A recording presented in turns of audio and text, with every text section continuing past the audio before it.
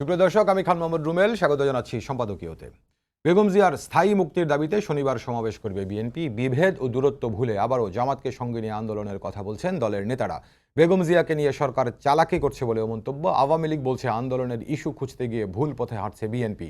আওয়ামী লীগের বিদেশে কোনো প্রভু নেই বলে মন্তব্য। এসব নিয়ে আমাদের আজকের সম্পাদকীয় আন্দোলনের ইস্যু আর এ নিয়ে আলোচনার জন্য আমাদের সঙ্গে স্টুডিওতে উপস্থিত আছেন শওকত মাহমুদ, সাবেক সভাপতি জাতীয় প্রেস ক্লাব, আছেন অধ্যাপক ডাক্তার মোহাম্মদ হাবিবে মিল্লাত, সাবেক সংসদ সদস্য, এবং সুনীল শুভ রায়, কো চেয়ারম্যান, জাতীয় পার্টি।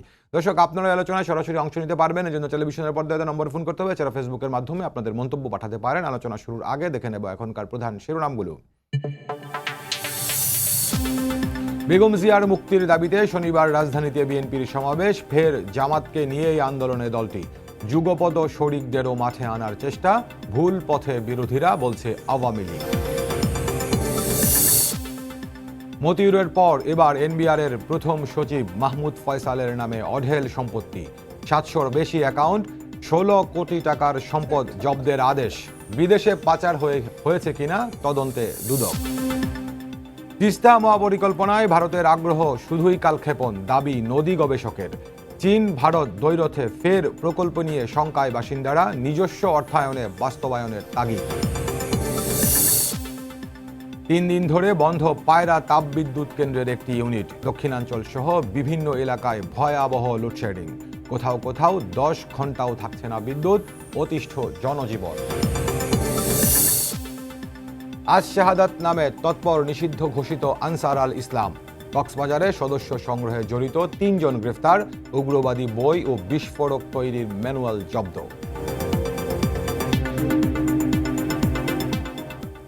শিরোনাম দেখছিলেন, মূল আলোচনা যেতে চাই। বলছি আলোচনার শিরোনাম আন্দোলনের ইস্যু। শুরুতে যেমন বলছিলাম, বিএনপি আগামীকালকে ঢাকায় পল্টন কার্যালয়ের সামনে সমাবেশ করবে বেগম জিয়ার স্থায়ী মুক্তির দাবিতে। একই দিনে আওয়ামী লীগ ও বঙ্গবন্ধু অ্যাভিনিউতে তাদের দলীয় কার্যালয়ে আলোচনা সভা করবে। যদিও এটি বিএনপির পাল্টাপাল্টি সমাবেশ নয়। আওয়ামী লীগ বলছে তাদের 75 বছর পূর্তির জন্য যে ধারাবাহিক কর্মসূচি আছে সেটি তার অংশ হিসেবে এটা আগেই থেকেই ঘোষণা করা ছিল। তবে বিএনপির সঙ্গে জামাত পুনরায় আন্দোলনের মাঠে থাকবে বলে খোদ বিএনপি নেতারাই জানিয়েছেন। এটি নিয়ে আবার বিএনপির যারা যুগপদের শরিক তাদের মধ্যে এক ধরনের অস্বস্তি কিংবা অনগ্রহের খবর গণমাধ্যমে আছে। সবকিছু মিলিয়ে আওয়ামী লীগ, যারা বিএনপির প্রধান প্রতিপক্ষ, তারা মনে করছে যে বিএনপি ভুল পথে হাঁটছে। এসব সহ অন্যান্য সমসাময়িক বিষয়ে আলোচনা করবো। শওকত ভাই, আপনাকে আলোচনা শুরু করি। রাজনীতিটা আপনি কাছে থেকে দেখেন, এক হচ্ছে একজন সিনিয়র সাংবাদিক হিসেবে বাংলাদেশের, আরেকটি বিষয় হচ্ছে আপনি সক্রিয় আছেন রাজনীতির মাঠেও। ভিতর বাহির দুই জায়গা থেকে আপনার দেখার সুযোগ হয়েছে। তো এখনকার ইস্যু, আজকের ইস্যু যেটি নিয়ে আমি কথা বলতে চাইছি, ধরি বিএনপির চেয়ারপারসনের মুক্তি, স্থায়ী মুক্তি দাবি বিএনপি কালকে সমাবেশ করবে, এটি তো তাদের কর্মসূচি। কিন্তু বিএনপি নেতারাই ফের অনেক দিন পর, মানে বিশেষ করে তো বছর দুয়েক ধরে বিএনপি জামাতের মধ্যে একটা দূরত্বের ব্যাপার দেখা যাচ্ছিল। টানাপোড়েনের কথাও গণমাধ্যমে আসছিল। বিএনপি নেতারা বলছেন যে জামাত দূরত্ব, বিএনপি নেতাদের ভাষায় দূরত্ব এবং বিভেদ ভুলে তারা জামাতকেই এবার আন্দোলনের মাঠে পাশে চান। আবার যুগপদ আন্দোলন যাদেরকে নিয়ে বিএনপি করে আসছিল, বিশেষ করে গত নির্বাচনের আগে থেকে এবং নির্বাচনের পরেও, তাদের মধ্যে অনেক দলেরই শুরু থেকেই জামাত ইস্যুতে এক ধরনের অস্বস্তি আছে। এখনও তারা অস্বস্তির কথা বলছেন। আবার এই বাস্তবতায় ধরুন রাজনৈতিক প্রেক্ষাপটে আমাদের এখানে যুদ্ধাপরাধের বিচার ইত্যাদি সহ জ্বালাও পোড়াও, সন্ত্রাস ইত্যাদি প্রেক্ষাপটে জামাত নিয়ে একেবারে নিরপেক্ষ মানুষের মধ্যেও এক ধরনের একটা অস্বস্তি, এক ধরনের একটা উষ্মা তৈরি হয়েছে বলে আমাদের এখানে আপনারা যারা বিশ্লেষণ করেন অনেকেই বলে থাকেন। তো এই পর্যায়ে এসে বিএনপি যদি আবারও জামাতকে নিয়েই প্রকাশ্যে একসাথে কর্মসূচিতে যায়, তাহলে লাভ ক্ষতির হিসাবটা আপনি কেমন দেখছেন? দেখুন, প্রথমত বলবো যে আগামীকাল যে সমাবেশ করতে যাচ্ছে বিএনপি দেশনেত্রী বেগম খালেদা জিয়ার মুক্তির দাবিতে, আমি মনে করি যে এই দাবিটি এখন আর রাজনৈতিক নয়, এটি একটি জাতীয় মানবিক দাবিতে রূপান্তরিত হয়েছে। কারণ চিকিৎসার জন্য সরকার সহায়তা করবে না, বিদেশে যেতে দেবে না, এটা জনমনে একটা তীব্র ক্ষোভ তৈরি করেছে এবং দীর্ঘদিন ধরে এই বিষয়টি চলে আসছে। বেগম খালেদা জিয়ার চিকিৎসা চাই। খালেদা জিয়ার চিকিৎসা দেওয়ার ব্যবস্থা করা হলে সরকারের পতন হবে বা রাজনৈতিকভাবে সরকার পিছিয়ে যাবে বা বিএনপির কাছে মার খেয়ে যাবে, এটা কেউই মনে করেন না এবং খোদ বিএনপিও মনে করে না। সেজন্য বিএনপির মধ্যে একটা সমালোচনা ছিল যে বেগম জিয়ার মুক্তির দাবিতে বা বিদেশে চিকিৎসা করার দাবিতে বিএনপির ভূমিকা কম ছিল এবং শরিকরাও এটা বলেছে। সেই জন্য বিএনপি এটা তুলে ধরেছে এবং এই দাবিটি আমি মনে করি যৌক্তিক এবং অবিলম্বে সরকারের উচিত যে এই খালেদা জিয়ার বিদেশে চিকিৎসার ব্যবস্থা করা। কারণ সরকার এখন মহাশক্তিশালী সরকার একটা নির্বাচন করেছে, নির্বাচন গ্রহণযোগ্য হয়নি অনেকের কাছে, কিন্তু তারপরেও সরকার যেভাবে আমি মনে করি যে বড় বড় পরাশক্তির সমর্থন লাভ করছে এবং অভ্যন্তরীণভাবে একটা দেশে একটা বিরোধী দলবিহীন অবস্থা বিরাজ করছে, সেখানে সরকার একচ্ছত্র আধিপত্য বিরাজ করছে রাজনীতিতে, আমি এটা বলবো। সেই জায়গায় সরকারের সামনে যখন কোনো রাজনৈতিক হুমকি নেই, সরকারের বিপদে পড়ার মতো কোনো অবস্থা নেই, সেখানে সরকার বেগম খালেদা জিয়ার মতো নেত্রীকে বিদেশে চিকিৎসা দিচ্ছে না, রাজি হচ্ছে না। এবং বরং একটা বিষয় উল্লেখযোগ্য যে আগে যেভাবে এই চিকিৎসার দাবিটাকে সরকার বা সরকারের সমর্থকরা নানাভাবে সমালোচনা করতেন বা বলতেন যে বিএনপির ডাক্তারদের রিপোর্ট এটা কোনো নিরপেক্ষ ডাক্তারদের রিপোর্ট না, সেই কথাগুলি সরকার বলছে না, এটা এস্টাবলিশড যে শি ইজ রিয়েলি সিক। তো সেই জায়গায় আমি মনে করি যে সরকার যখন তাকে এই করোনার ভয় যে বেগম খালেদা জিয়ার জেলে কোভিড আক্রান্ত হতে পারে সেই জন্য তাকে মুক্তি দিয়েছেন, আমি মনে করি যে সরকার তাকে এই বিদেশে চিকিৎসার সুযোগটা সরকারের দেওয়া উচিত। উচিত বলে আপনি মনে করেন? এই প্রশ্নে যদি জামাত ইসলামী বা সকল দলের সম্মিলিত আন্দোলনের সূত্রপাত ঘটে, আমি সেটাকে কোনো রাজনীতি বা নৈতিকতার বাইরে বলে আমি মনে করি না। এই জন্য আপনি জানেন যে বেগম খালেদা জিয়া অসুস্থ, জামাত ইসলামের নেতৃবৃন্দ তাকে হাসপাতালে দেখতে গিয়েছিলেন, দেখা হয়নি কিন্তু তারা খোঁজখবর নিয়েছেন। এটার ব্যাপারে যেহেতু জাতীয় দাবি এটা হতে পারে। এখন রাজনৈতিক ক্ষেত্রে যে তাদের সঙ্গে আবার ঐক্যবদ্ধ করা, এটা সত্য 20 দলীয় জোট বিএনপি ভেঙে দিয়েছে। 20 দলীয় জোট ভাঙার কারণ ছিল জামাতকে এবং ইসলামী দলগুলোকে সরিয়ে দেওয়া, এবং অনেক ইসলামী দলও এটা থেকে বেরিয়ে গেছে। এখন বিএনপি এই নির্বাচন বর্জনের মধ্য দিয়ে বিএনপি হয়তো সম্পূর্ণভাবে ব্যর্থ হয়েছে এর কথা এখন পরিষ্কারভাবে সবাই বলেন, কিন্তু একটা জিনিসে বিএনপির সাফল্য আছে, সেটা হচ্ছে বাদবাকি দল কাউকেই কিন্তু বিএনপি বোঝাতে ব্যর্থ হয়েছে যে সক্ষম হয়েছে যে নির্বাচনে যাওয়া উচিত হবে না। যেই কারণে ইসলামী শাসনতন্ত্র আন্দোলনের মতো দল যারা এই সরকারের অধীনে প্রতিটি নির্বাচনে গেছে তারাও নির্বাচন থেকে সরে এসছে। জামাত ইসলামী ও বিএনপির বাইরে গিয়ে আওয়ামী লীগের সঙ্গে নির্বাচনে অংশ নিয়েছে, 86-তে নিয়েছে এবং 96-তে তারা এক ধরনের বিএনপি বিরোধী ভূমিকা পালন করেছে। সেই জামাত ইসলামীও নির্বাচনে যায়নি। সেই জামাতের যাওয়ার সুযোগ ছিল না শওকত ভাই, চাইলেও তো এটা জামাতের আমি জামাতের অভ্যন্তরীণ রসায়নের কথা বাদই দিলাম। না আমি বলছি নিবন্ধন যেহেতু নেই, তাদের তো দাড়িপাল্লা নিয়ে নির্বাচনে যাওয়ার কোনো সুযোগ নেই। সুযোগ না থাকলেও তারা স্বতন্ত্র যেতে পারতো। পাকিস্তানে ইমরান খানের দলীয় প্রতীক নাই, তারা স্বতন্ত্র নির্বাচন করেছে না। নির্বাচনে যেতে চাইলে নানা পথ ছিল। ইভেন উপজেলা নির্বাচনেও কিন্তু তারা প্রথম দিকে সিদ্ধান্ত নিয়েছিল তারা যাবে, কিন্তু শেষে যায়নি। এই যে না যাওয়ার সিদ্ধান্তগুলো, বর্জনের সিদ্ধান্তগুলো, এর মধ্যে বিএনপির কৃতিত্ব আছে। এখন বিএনপি মনে করছে সবাইকে ঐক্যবদ্ধ করে আমরা এখন আন্দোলন করব, এবং আগামীর আন্দোলন যাই হোক না কেন আগামীতে বিএনপি নির্বাচনে যাবেই, কারণ তাদের দলের রেজিস্ট্রেশন বাঁচাতে হবে। এবং সেই ক্ষেত্রে তারা এখন বলছেন যে তারা একটা নতুন রাজনীতি করবেন। আমরা দেখতে চাই নতুন রাজনীতি কি, কিন্তু তার আগে আমি মনে করি যে তারা চেষ্টা করছে অ্যাটলিস্ট সরকারের মধ্যে একটা ভয় ধরানোর, যে সকল দল ঐক্যবদ্ধ হতে চলেছে, সেই ক্ষেত্রে সরকার কি করে আমরা দেখি। এটাই। জি ধন্যবাদ আপনাকে মিলাদ ভাই।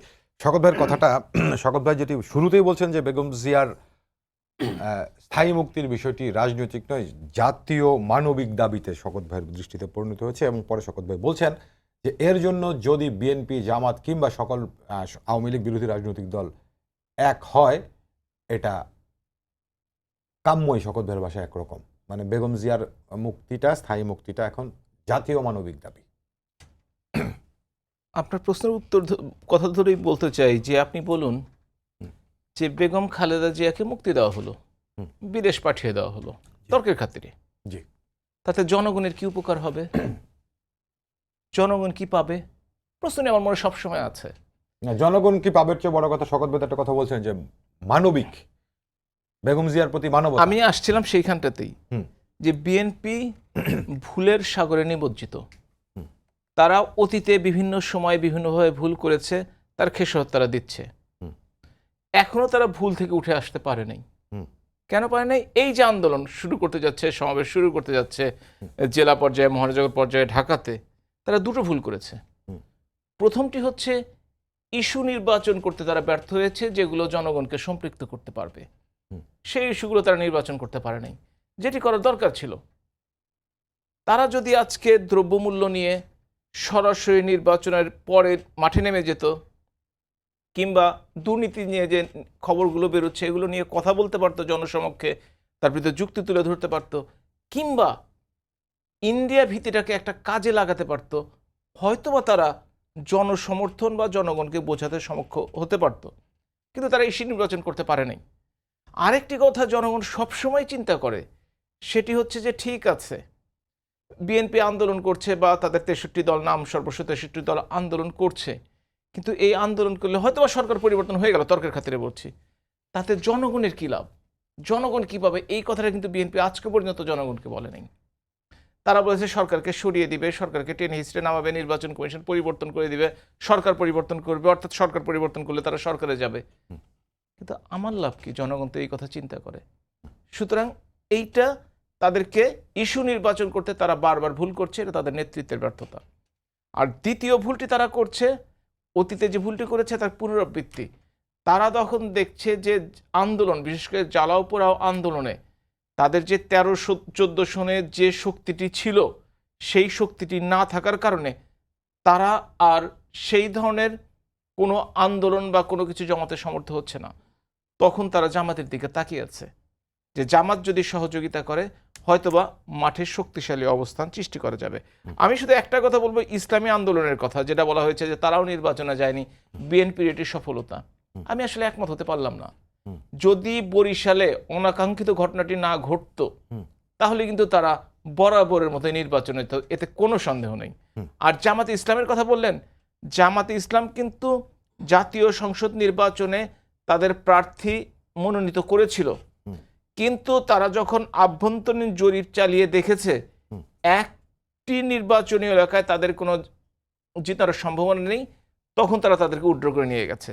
এবং সাথে সাথে পরবর্তী যে কয়েক মাসের মধ্যে উপজেলা নির্বাচন, তাদেরকে সেভাবে উইথড্র করেছে। তারা চেয়েছে তারা শক্তি অর্জন করে কোনো কোনো এলাকায়, যে এলাকায় নির্বাচন করবে অন্তত কিছু জিতবে। তারা যদি একটাও জিততে না পারতো, তারা বলতেও পারতো না যে তাদের সেই 12-14 বা 2008 সনে যে জনসমর্থন ছিল সেই 8-9 ভাগ শতকরা, সেটা যদি ওই জাতীয় পার্টির মতো 16 থেকে 3.5 নেমে আসতো, তাহলে তারা যে কথাগুলো বলে সেই কথাগুলোর ধোপে টিকতো না। এই জন্যই তারা বুদ্ধি কাটিয়ে নির্বাচনে অংশগ্রহণ করে নেই। বিএনপির প্রভাব আছে কি না এইখানে এটা বলতে পারবো না, তবে তারা নিজেরা সিদ্ধান্ত নিয়েছে তারা নির্বাচনে যাবে না। জি, আপনাকে অনেক ধন্যবাদ। সুনীল, আপনার কাছে একটু আসতে চাই। ধরুন শকত ভাই যেহেতু আলোচনাটুকু শুরু করেছেন, শকত ভাইয়ের আরেকটা কথার ব্যাপারে একটু আপনার দৃষ্টি আকর্ষণ করতে। শকত দুটি কথা বলছেন। একটি কথা শকত ভাই বলছেন যে সরকার এখন মহাশক্তিশালী সরকার, রাজনৈতিকভাবে চ্যালেঞ্জ চালানোর মতো কেউ নেই। আরেকটা কথা শকত ভাই বলছিলেন যে বিরোধী দল বিহীন অবস্থা বিরাজ করছে। ব্যাপারটা কি? ব্যাপারটা হচ্ছে ধরুন গত 3টি সংসদে, দশম, একাদশ এবং চলমান দ্বাদশ, 3টি সংসদে জাতীয় পার্টি প্রধান বিরোধী দল হিসাবে জাতীয় সংসদে আছে।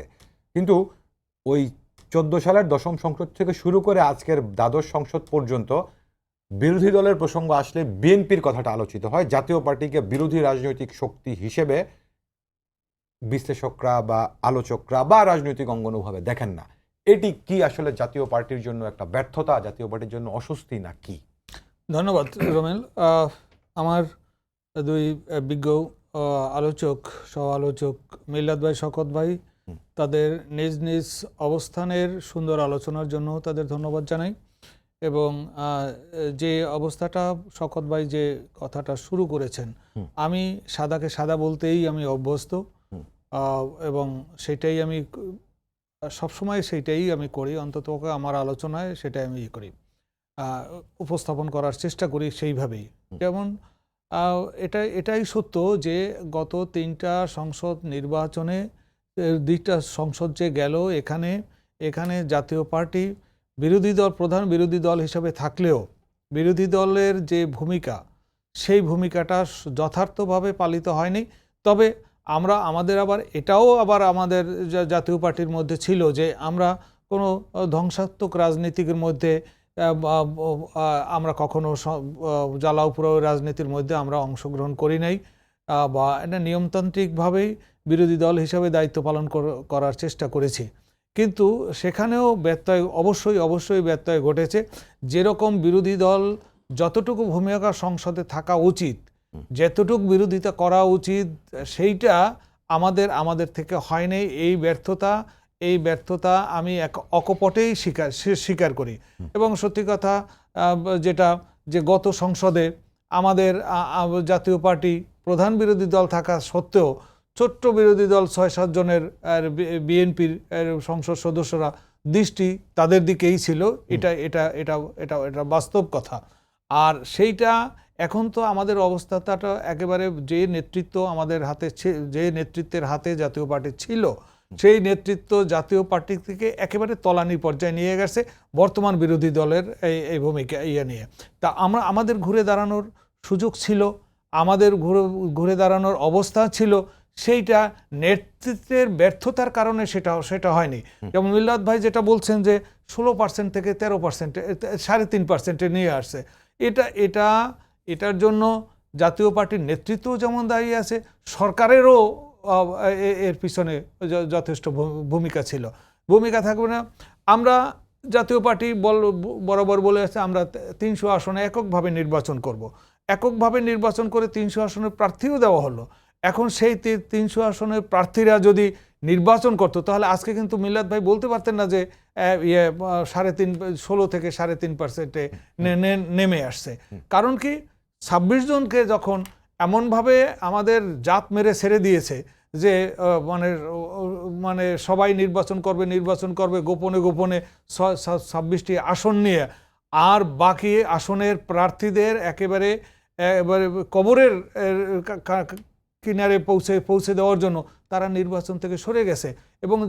এবং নিশ্চয়ই জানেন যে আপনার এই আলোচনার মধ্যেও আসছে, আমরা এখানেও আলোচনা করেছি যে 225 জন প্রার্থী, জাতীয় পার্টির 225 জন প্রার্থী তারা নির্বাচনের আগে নির্বাচন থেকেই সরে গেছে। যে জনগণের কাছে তারা যেতে পারছে না, ভোটারদের কাছে যেতে পারছে না। বলতেছে আপনারা তো সরকার কাছে সমঝোতা করে আপনাদের 26টি আসন দিয়ে দিচ্ছে, তারপর আপনারা ভোট চাইতে আসেন কোন মুখে?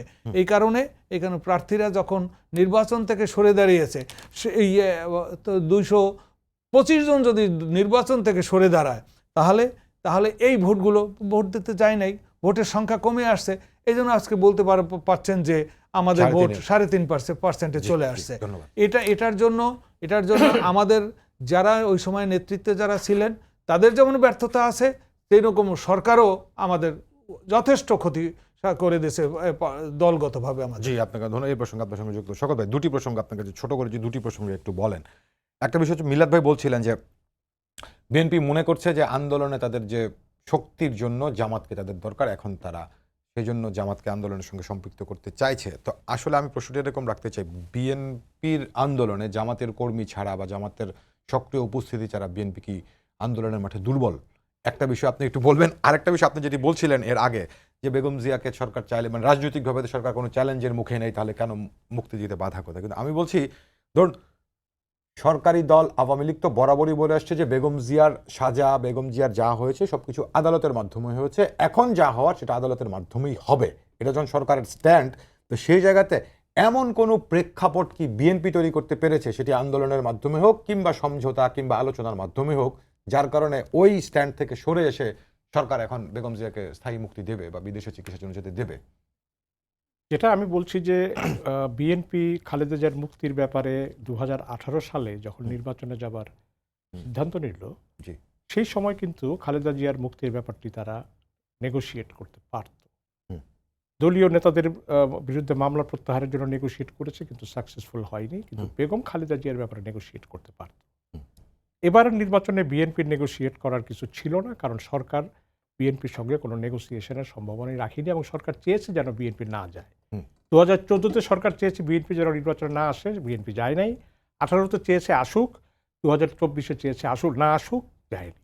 তো এই বিষয়গুলোর মধ্য দিয়ে খালেদা জিয়ার বিরুদ্ধে এই মামলা এবং তাকে সাজা দেওয়া এবং তার মুক্তির দাবিটি এটা কখনোই প্রথম পর্যায়ে আসেনি। এসেছে খালি তত্ত্বাবধায়ক সরকার অধীনে নির্বাচনের দাবিটি, যেটা বিএনপির মনে করে তারা এই প্রসেসে হলে তারা ক্ষমতায় যেতে পারবে। এখন বিএনপির পক্ষ থেকে আমি মনে করি যে বিএনপি যেই রাজনৈতিকভাবে যে ভুলটি করেছে, সেই ভুলের সংশোধনের জন্য তারা উপায় খুঁজছে এবং এটা আত্মমূল্যায়নের মধ্য দিয়ে তাদের উপায়টা খোঁজা উচিত। কিন্তু যেটা হচ্ছে যে জামাতে ইসলামী ফ্যাক্টরটা, বিএনপি কিন্তু আমি মনে করি যে বিএনপি একাই কিন্তু আন্দোলন করতে সক্ষম।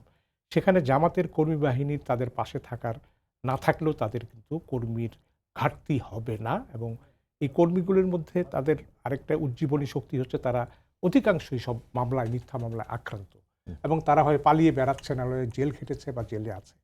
তো সেই জায়গায় আমি মনে করি না যে বিএনপির আন্দোলনের জন্য একক শক্তির কোনো ঘাটতি আছে, এবং তারা যথেষ্ট আমি মনে করি যে সক্ষম। শওকত ভাই, সেখানে জামাত বরং চায় যে বিএনপির সঙ্গে তারা লেগে থেকে, এবং বিএনপি জামাত বিরোধীদের মুখে এই তকমাটা আনা যে এটা জামাত বিএনপির একটা দল, অক্ষ শক্তি। কিন্তু বাস্তবে বিএনপি কিন্তু এটাই প্রমাণ করতে চেয়েছে, কিন্তু প্রমাণ করতে গিয়ে ভুল করেছে এই কারণে যে তারা জামাত ইসলামীর বিরোধিতা করতে গিয়ে মানে ইসলাম থেকে যেন সরে যাচ্ছে, মানে ইসলামী শক্তিগুলির ব্যাপারে বা ইসলামের ব্যাপারে তাদের বক্তব্যগুলি, গাজার ব্যাপারে তাদের বক্তব্যটা নেই। পরিষ্কার নেই বা নেই। ইভেন ভারত বিরোধিতা বা আমি ভারত সচেতনতা বলবো, সচেতনতা থেকে সরে এসছে। ভারতীয় এরকম একটা নির্বাচন হলো যে নির্বাচনের সাম্প্রদায়িকতার বহু ইস্যু ছিল, যেটা নরেন্দ্র মোদী যেটা বলেছেন মুসলমানদের ব্যাপারে, বিএনপি কোনো কিছু বলেনি। এবং এখনও বাংলাদেশের কোনো পলিটিক্যাল পার্টি যেই চুক্তিগুলো প্রধানমন্ত্রী দিল্লি সফরকালে হয়েছে সেইগুলোর জন্য আওয়ামী লীগকে দায়ী করে, কিন্তু ভারতকে দায়ী করে না। এবং অদ্ভুত একটা বিষয় যে এই অ্যান্টি ইন্ডিয়ানিজম থেকে সরে আসা বা ভারত বিষয়ক সচেতনতা সরে আসা, এটা কিন্তু মানুষ অন্যভাবে দেখে। এখন জামাতের ক্ষেত্রে বিএনপির কাছে একসময় হয়তো বলা হয়েছিল যে তোমরা এই জামাত থেকে বেরিয়ে এলে তোমরা হয়তো ক্ষমতা যাওয়ার সম্ভাবনা থাকবে বা আন্তর্জাতিক শক্তিগুলোর কাছে তোমাদের গ্রহণযোগ্যতা বাড়বে, কিন্তু আদতে সেটা কতখানি হয়েছে আমি জানি না। কিন্তু জামাতে ইসলামী তাদের লক্ষ্য অনুযায়ী তারা আন্দোলন করবে, তারা নিজেদের শক্তি তারা সংগঠিত করার চেষ্টা করছে, এবং এক সময় তারা এককভাবেই হয়তো নির্বাচনে যাবে। আমি যে কথাটা বলতে চাই, বিএনপির মধ্যে এই টানাপোড়েনগুলো, বিএনপি জামাতের সঙ্গে গেলে একরকম সমালোচনা হয়, না গেলে আরেক রকম সমালোচনা হয়, এর মধ্যে বিএনপিকে ঠিক করতে হবে পরিষ্কারভাবে যে আমি কি করব, এবং কোন কোন ইস্যুতে তার সঙ্গে থাকবো, কোন কোন ইস্যুতে তার সঙ্গে থাকবো না। ধন্যবাদ আপনাকে। মিলাদ ভাই, এখানে শওকত ভাই তো মোটামুটি একটা বিএনপির সম্পর্কে শওকত ভাইয়ের বিশ্লেষণ যেটা ধরা বললে আসলে বেগম জিয়ার ইস্যুটা বিএনপি খুব ভালো মতো নেগোশিয়েট করতে পারেনি। তো এটি ধরেন বিএনপির একটা জায়গা, কিন্তু অন্যভাবে যদি দেখি, এই কিছুদিন আগে বা হয়তো 4-5 দিন আগে বিএনপি মহাসচিব এক অনুষ্ঠানে বলেছেন যে, অনুষ্ঠানে না, বিএনপির গুলশান কার্যালয়ে সংবাদ সম্মেলনে বলেছেন যে বিএনপি নেত্রীকে বিদেশে চিকিৎসা করানোর জন্য তারা বিভিন্ন মিশনের সঙ্গে কথা, অর্থাৎ ঢাকার বিভিন্ন রাষ্ট্রদূত হাইকমিশনের সঙ্গে, দূতাবাস হাইকমিশনে তারা যোগাযোগ করেছিলেন, কথা বলেছিলেন। তারা তাদেরকে জানিয়েছে বেগম জিয়ার বিদেশ চিকিৎসার ইস্যুতে সরকার প্রতিহিংসা পরায়ণ। এটা আমি মির্জা ফখরুলের বক্তব্য বলছি। মির্জা ফখরুল বলেছেন যে দূতাবাসগুলো থেকে তাদেরকে এমনটা জানানো হয়েছে, এবং এখানে এরকম একটা আলোচনা আছেও যে বেগম জিয়ার ক্ষেত্রে আসলেই সরকার প্রতিহিংসা পরায়ণ আচরণ করছে, রাজনৈতিকভাবে বিষয়টা দেখছে, আইনি কথা বললেও। আপনি কি বলবেন এই জায়গাতে? প্রথমত, যখন কোনো এই ধরনের আলোচনা হয়, বিশেষ করে গুরুত্বপূর্ণ আলোচনা বিভিন্ন মিশনের সাথে বা কোনো গুরুত্বপূর্ণ বিদেশি থেকে কোনো ডেলিগেশন আসলে, সাধারণত কিছু কিছু ব্যাপার আছে যেগুলো কখনোই প্রকাশ করা হয় না, এবং এটাই নর্ম। এটাই সাধারণত সবাই চায় যে কি হলো ভিতরে আলোচনা, পরে বাইরে একটা ব্রিফিং করে গেল। সুতরাং বিএনপি এমন একটা অবস্থায় পৌঁছে গেছে, কখন কোন কাজটি করতে হবে তারা সেটা বুঝতে পারে না। এর আগেও কিন্তু বিএনপিকে এর জন্য সাফার করতে হয়েছে, আপনার মনে আছে কিনা জানি না। আমেরিকা এবং ইউরোপিয়ান যখন অ্যাম্বাসেডররা বিএনপি অফিসে গেল, তখন তারা একটা বিবৃতি দিল, পরবর্তীতে তারা বলল যে আমরা এই ধরনের আলোচনা করিনি। আপনার নিশ্চয়ই খেয়াল আছে। তো বিএনপি আসলে সব দিকেই ভুল করছে। এই যে আপনি নেগোসিয়েশনের কথা বললেন না, শওকত ভাই বললেন, নেগোসিয়েশন কি, কোনো কিছুতেই সে সঠিকভাবে চলতে পারছে না। আপনি চিন্তা করে দেখেন, তারা কাজ করে হচ্ছে অ্যাডহক ভিত্তিতে, বা কোনোটা মনে আসলো সেটা করে ফেললো, কিন্তু তার ফলাফল কী হবে সেটা তারা বুঝতে পারে না। তার উদাহরণ দিচ্ছি না, উদাহরণ দিয়ে কথা বলবো না আমি।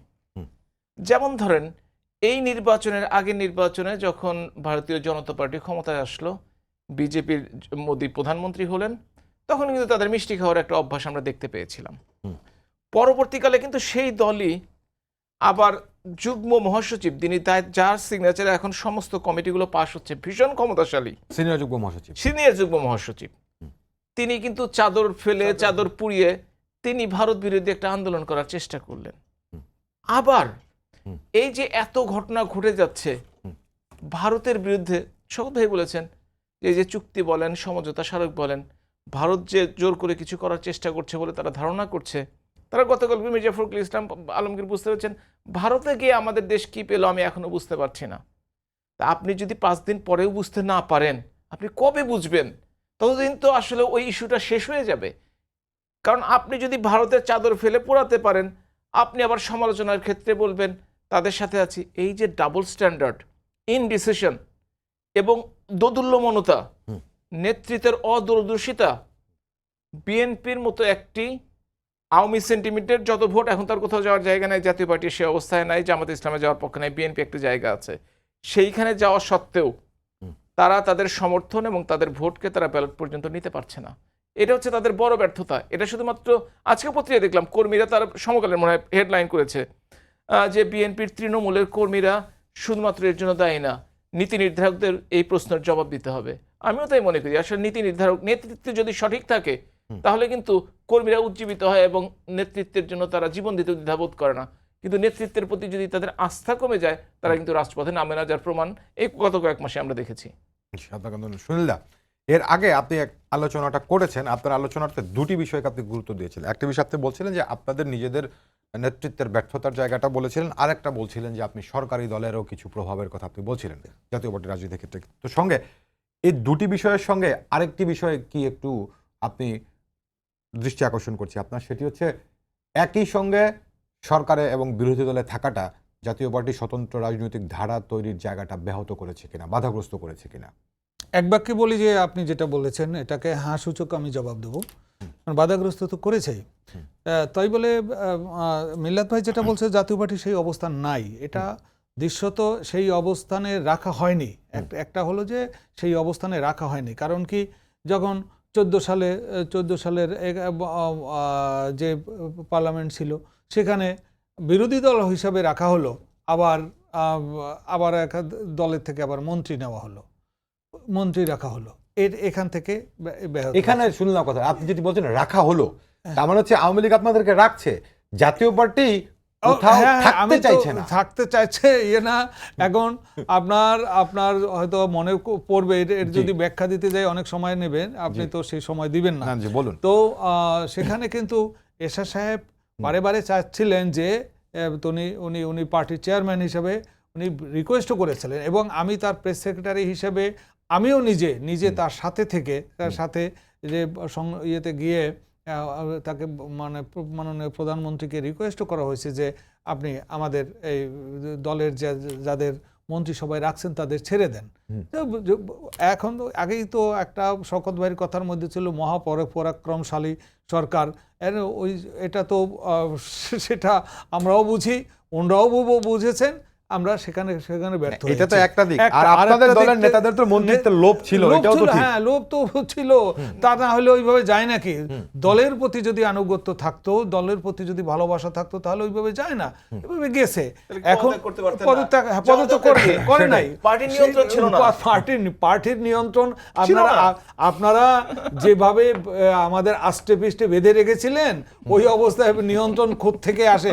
যেটা সত্য কথা সেটা আপনিও বুঝেন, আমিও বুঝি, শওকত ভাইও বুঝেন, রোমেলও নিশ্চয়ই বুঝবে। এখন তারপরে এসে যে বর্তমানে 18 সংসদের কথা বাদ দিলাম, বর্তমানে সংসদে এসে ওরা 11 জন হয়ে গেল, ওরা 11 জন হয়ে গেল। এখন সেদিনকার লতিফ সিদ্দিকীর একটা বক্তব্য আমার কাছে খুব প্রণিধানযোগ্য আমার কাছে মনে হচ্ছে, যে আমরা নৌকার সাথে লড়াই করে এসে এখানে দাঁড়িয়েছে, আর আপনারা নৌকার সাথে সমঝোতা করে এসে বিরোধী দলে বসছেন ওই চেয়ারের সুবাদে। সামনের একটা চেয়ারকে দেখিয়ে বলছেন ওই চেয়ারের সুবাদে আপনারা বিরোধী আসনে বসছেন, এখানে বসে ইচ্ছা মতন নৌকাকে মোকাবেলা না করে সংসদে আসছেন, এসে বিরোধী আসনে বসাইছে, ওনারা বসছেন, বসে এখন ওনারা যদি বিরোধিতার কথা বলেও তাতে আরও বেশি হাস্যকর হয়। বরঞ্চ যেহেতু নৌকার সাথে সমঝোতা করে এসে ওনারা ওইখানে বসছে, তাদের সাথে আমাদের আমরা এরশাদের জাতীয় পার্টির ওই নীতিতে ওই যে ওদের সাথে আমাদের মিলমিশ হচ্ছে না বলে আপনারা বাস্তবতা হলো যে আমরা নতুন করে কাউন্সিল করে জাতীয় পার্টিকে সুসংগঠিত করেছি। সেই জন্য জাতীয় পার্টির অবস্থান নেই, কিন্তু ভবিষ্যতে যে থাকবে না তা কিন্তু নয়, যে আমরা জাতীয় পার্টিকে জাতীয় পার্টিকে আবার পূর্বের অবস্থান নিয়ে যাবার জন্য আপ্রাণ চেষ্টা করে যাচ্ছি, সংগঠনকে সেইভাবে সংগঠিত করে তুলছি। এখন যে জাতীয় পার্টিকে যে আমাদের ওইখানে প্রধান বিরোধী দল হয়ে হিসাবে ওখানে রাখা হয়েছে, এইটাকে আমরা ওইভাবে মানে আমরা গ্রহণও করছি না, আর ওইটা মানতেও পারছি না। কারণ ওনারা বিরোধিতা করলেই মানে বিরোধীর বর্জন করতে পারছি না, এটা বাস্তবতা। সব কথার সাথে আমিও একমত প্রকাশ করছি, বর্জনও করতে পারছি না। তো এখন নিতে হচ্ছে, যেহেতু তারা লাঙ্গল প্রতীক নিয়ে ওইখানে নির্বাচন করে আসছেন। এখন সেই অবস্থার মধ্যে আমাদের জাতীয় পার্টির একটা খারাপ অবস্থা। হ্যাঁ, অবশ্যই আমি কোনো কিছুতেই আপনার সাথে, আপনি যেটা বলছেন, আপনি একজন বিজ্ঞ মানে তুখোর সাংবাদিক, আপনার দৃষ্টিভঙ্গি তো সেই রকমই থাকবে এবং সেটা নিশ্চয়ই বুঝতে পারছেন। আর একটা কথা, যে এই যে আলোচনার মধ্যে শুধু জাতীয় পার্টির অবস্থানটা নিয়ে যে আপনারা কথা বলছেন, আমরা ঘুরে দাঁড়ানোর চেষ্টা করছি এবং সেই অবস্থানে আমরা যাচ্ছিও। যে নেতৃত্ব এখানে আজকে আমাদের পার্টিকে এই আজকে খাদের কিনারে নিয়ে গেছে, সেখান থেকে আমরা উত্তরণের চেষ্টা করছি। আর একটা কথা আমাদের যেটা আলোচনা আসছে, যে রাজনীতির, আমি একটু রাজনীতির প্রসঙ্গে যাই, চুক্তির কথা বলি। এখানে শওকত ভাই আসছে, বলেছেন, মিল্লাত ভাইও বলেছেন যে এই ভারত বিরোধী অবস্থান, চুক্তির এটা অবস্থা। ভারতের এর কথা বা মানে বিরুদ্ধে বলতে গেলে মনে হয় এটা জনপ্রিয় ভাষা হয়ে দাঁড়িয়েছে। এটা বলছে চাদর পোড়ায়, আবার বলি যে চুক্তির জন্য ভারত দায়ী না, বাংলাদেশ দায়ী। এই যে অবস্থাটা, এই অবস্থাটা থেকে আমাদেরও কিছু বক্তব্য আছে, যে বক্তব্য আছে যে ভারতের কাছ থেকে আমরা অন্তত গণতন্ত্রটা তো শিখতে পারি। সবকিছু বাদ দিলাম, অন্তত গণতন্ত্রটা শিখি। আমাদের এখানে নির্বাচন ব্যবস্থাটা যেভাবে নষ্ট হয়েছে, ভারতে তো সেভাবে নষ্ট হয়নি। সেখানে তো গণতন্ত্র আছে, গণতান্ত্রিক প্রক্রিয়া চলছে। সেখানে রাহুল গান্ধী বলেন বা আপনার মোদি বলেন, এরা কিন্তু গণতন্ত্রকে কোনোভাবে ব্যাহত করতেছে না, নস্যাৎ করতেছে না। ভোটের উপস্থিতি সব দেশেই কমছে, কিন্তু ভারতের সেই অবস্থাটা কিন্তু নাই। ভারতে কিন্তু আমি অন্ততপক্ষে সেখানে একটা নির্বাচন দেখেছি, কত সুন্দর সুষ্ঠুভাবে সেই নির্বাচনটা হয়। অন্তত সেইগুলো শিখি আমরা, অন্ততপক্ষে আমরা এই চুক্তির বিরোধিতা বা এসব না করে অন্তত গণতন্ত্রের শিক্ষাটা আমরা যদি নিতে পারি, তাহলে কিন্তু আমাদের দেশ কিন্তু এগিয়ে যাবে, গণতান্ত্রিক চর্চা হবে, গণতন্ত্রের পথে দেশ এগিয়ে যাবে। জি দাদা, আপনাকে অনেক ধন্যবাদ। শওকত ভাই, খুব সংক্ষেপে, একটু আমার হাতে সময় কমে আসছে, যেভাবে করে আপনি আলোচনা করছিলেন এর আগের টার্মে, মিল্লাত ভাই যেভাবে করে বললেন, তো সবকিছু মিলে ব্যাপারটা কি এরকম দাঁড়ালো না? ধরেন এখন আওয়ামী লীগকে কিংবা সরকারকে বিএনপি নানানভাবেই দোষারোপ করতে পারে, পাশাপাশি বিএনপি নিজেরাও কি ব্যর্থ হয়েছে কিনা তাদের নেত্রীকে স্থায়ীভাবে মুক্ত করে আনতে, কিংবা যেরকম একটা নির্বাচনী পরিবেশ তারা চায় সেরকম পরিবেশ তৈরি করতে? এটা তো সত্য, যে এটা অস্বীকার করা যাবে না যে বিএনপি নির্বাচনকে যেভাবে চেয়েছে সেভাবে নির্বাচনকে আনতে পারেনি, তত্ত্বাবধায়ক সরকারের গঠন করতে পারেনি, বরং তারা নির্বাচন বর্জন করে আমি মনে করি তারা ভুল করেছে। এটা পাকিস্তানের ইমরান খান 24 বছরের সাজা মাথায় নিয়ে দলের প্রতীক বাইরে গিয়ে নির্বাচন করেছে, দেখিয়েছে। ভারতে রাহুল গান্ধী নির্বাচনের হওয়ার পরে প্রথম প্রেস কনফারেন্স করে জনগণকে ধন্যবাদ জানিয়েছে, যদিও সে বিজয়ী হয়নি, কিন্তু যেই ফলাফল হয়েছে তাতে সে এত সন্তুষ্ট হয়েছে তারা জানিয়েছে। সেই জায়গায় আমরা মনে করি বিএনপির আহ্বানে যদি 90-95% জনগণ ঘরে বসে থাকে ভোট না দিতে, সেখানে তাদের নির্বাচনে গেলে তো ভোট দেওয়ার জন্য তারা আসতেন, রাইট? সেই জায়গায় বিএনপি ভুল করে। তবে এই ভুলের থেকে তারা নতুন কি শিখে আসবে, কারণ সামনে নির্বাচনে যাবে, তাদের রাজনীতি কি হওয়া উচিত এবং তাদের যেটা তারা মনে করে যে পররাষ্ট্র ক্ষেত্রে তারা হয়েছে, আমি মনে করি যে বিএনপির এই ক্ষেত্রে শক্ত অবস্থান নেওয়া উচিত। এবং চক্রান্তে, মির্জা আব্বাস একটা কথা বলেছেন জেল থেকে বেরিয়ে, যে একটি চক্রান্তে পরে বিএনপি নির্বাচন থেকে চক্রান্ত করা হয়েছিল বিএনপিকে নির্বাচনের বাইরে রাখার। এগুলো গুরুত্ব বুঝতে হবে এবং দলের সবাইকে আস্থায় নিয়েই কিন্তু বিএনপিকে আন্দোলন। মিলাদ ভাই, আপনি একটু সংক্ষেপে বলবেন, সেটা হচ্ছে ধরুন আপনার আলোচনা কিংবা শওকত ভাইয়ের বিশ্লেষণে যেটি মানে বিএনপির নেতৃত্ব ধরেন ব্যর্থ বা বিএনপি নেতৃত্ব ইস্যু নির্বাচন করতে পারেনি, কিন্তু বিএনপির দুর্বলতা এক জিনিস, আর আরেকটি জিনিস আমাদের সুনীল শুভ রায় যে কথাটা বলতে চাইছেন, যে আওয়ামী লীগ নির্বাচনী ব্যবস্থাটাকে নষ্ট করেছে সুনীল সুভোধার ভাষায়। তো আমি বলতে চাচ্ছি এখন বিএনপি পারে কি পারেনি সেটি পরের বিষয়, জাতীয় পার্টি কি করতে পেরেছে বা পারেনি সেটি পরের বিষয়। আওয়ামী লীগ কি আসলেই প্রভাব রেখেছে কিনা বা রাখছে কিনা সুষ্ঠু নির্বাচনী ব্যবস্থায়? পৃথিবীর প্রত্যেকটি দেশেই নির্বাচনে প্রভাব বিস্তার করা হয়। সে প্রভাবটা হতে পারে জনগণের প্রভাব, সে প্রভাবটা হতে পারে অন্য কোনো প্রভাব। কিন্তু একটা জিনিস খেয়াল রাখতে হবে, যে দেশে দায়িত্বশীল বিরোধী দলের অভাব রয়েছে সে দেশে সিস্টেম সঠিকভাবে না চলার সম্ভাবনাই সবচেয়ে বেশি। কারণ আপনি এই পাকিস্তান নিয়ে কথা বলা হয়, গণতন্ত্র ধ্বংস হয়ে গেছে, কত কি হয়ে গেছে, কিন্তু ইমরান খান যদি নির্বাচন না করতেন তাহলে কি আজকের এই অবস্থা থাকতো পাকিস্তানে? কখনোই না। সুতরাং বিএনপির ব্যর্থতা ঢাকতে কিংবা জাতীয় পার্টি তার ব্যর্থতা ঢাকতে তারা সরকারকে দোষারোপ করছে, কিন্তু নিজের যোগ্যতা নিজের ক্ষমতা তারা না দেখানোর কারণে যে তারা বারবার ব্যর্থ হচ্ছে এটা তারা বুঝতে পেরেও অস্বীকার করছে। এই জন্যই তাদের এই দুরবস্থা। এবং এটা সত্যিকার অর্থে যদি খেলার মাঠে খেলোয়াড় না থাকে, দুই একটা অ্যাক্সিডেন্ট ফাউল হতেই পারে, সেই ধরনের ঘটনা ঘটে। কিন্তু যদি শক্তিশালী প্রতিপক্ষ থাকে সবাই চিন্তা ভাবনা করে কিন্তু সব প্রতিপক্ষকে শ্রদ্ধা করে সম্মান করে কিন্তু সেই কাজটি করার চেষ্টা করে। জি, আপনাকে ধন্যবাদ। সুনীল, আপনি শেষ কিছু বলবেন কিনা? এই যে আমাদের মিলাদ ভাই যে কথাটি বলছেন, মানে আপনি যদি শক্তিশালী না হন তাহলে আপনার প্রতিপক্ষ আপনার জন্য কতটুকু ছাড় দিবে? সরকারকে সবচেয়ে গণতান্ত্রিক মন মানসিকতা নিয়ে যদি এগিয়ে আসেন, এগিয়ে সকল দলকে যদি সমানভাবে সুযোগটা দেওয়া হয়, তাহলে কিন্তু এই পরিস্থিতির সৃষ্টি হয় না। আজকে বিএনপি আন্দোলন করছে কি খালেদা জিয়ার মুক্তির জন্য বা চিকিৎসার জন্য, বাস এই যে চিকিৎসার জন্য যদি তারে বিদেশে পাঠানো হয় তাতে এমন কি ক্ষতি হয়ে যেতে পারে। তাহলে এই যে রাজনীতিতে উত্তপ্ত করা হচ্ছে, অহেতুক উত্তপ্ত করা হয়েছে, মানে জনপ্রিয় দাবিগুলো পিছিয়ে, দুর্নীতি প্রসঙ্গ চাপা পড়ে যাচ্ছে, দ্রব্যমূল্য চাপা পড়ে যাচ্ছে, দুর্নীতি এটা হচ্ছে কি, এটা একেবারে মানে সামান্যর থেকে সামান্য যদি কিছু থাকে সেটুক ধরা হচ্ছে। গোডাউন তো থেকে গেছে, আপনি স্যাম্পলটা নিয়ে শুধু ধন্যবাদ জানিয়ে শেষ করছি আজকে সম্পাদকে। আগামীকাল আবারও দেখা হবে, রাত 10টায় দেখার আমন্ত্রণ রইল। শুভরাত্রি।